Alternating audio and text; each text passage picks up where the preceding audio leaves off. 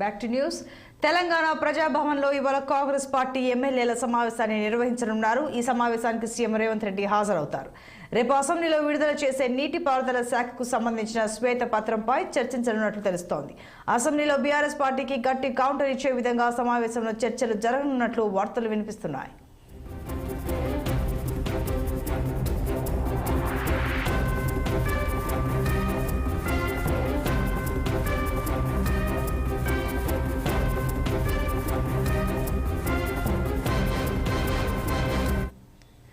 ఇక దీనికి సంబంధించి మరింత సమాచారం మా ప్రతినిధి శ్రీనివాస్ అందిస్తారు. శ్రీనివాస్, చెప్పండి, ఈ రోజు ఎమ్మెల్యేల మీటింగ్లో రేపు అసెంబ్లీలో ఏం చర్చించాలి అనే దానిపైన, ముఖ్యంగా నీటిపారుదల శాఖకు సంబంధించి శ్వేతపత్రానికి సంబంధించి చర్చిస్తానని తెలుస్తోంది. వివరాలు ఏంటి? సంతోషి, ఏదైతే కాంగ్రెస్ సంబంధించిన ఎమ్మెల్యేలతోటి ఈరోజు సాయంత్రం ప్రజాభవన్ లో సమావేశం జరుగుతుంది. ఏదైతే ప్రజాభవన్ లో ముఖ్యమంత్రి రేవంత్ రెడ్డి అధ్యక్షతన సమావేశం జరుగుతుంది. సమావేశానికి మంత్రులతో పాటు కాంగ్రెస్ పార్టీ ఎమ్మెల్యేలు హాజరవుతారు.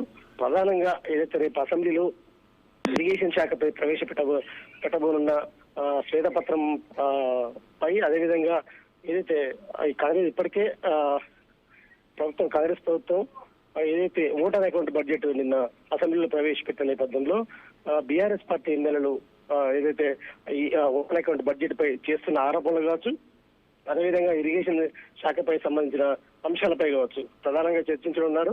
దీన్ని ఏ విధంగా తిప్పికొట్టాలి, బీఆర్ఎస్ పార్టీ చేస్తున్న ఆరోపణలపై ఏ విధంగా తిప్పికొట్టాలి, అదేవిధంగా ఏదైతే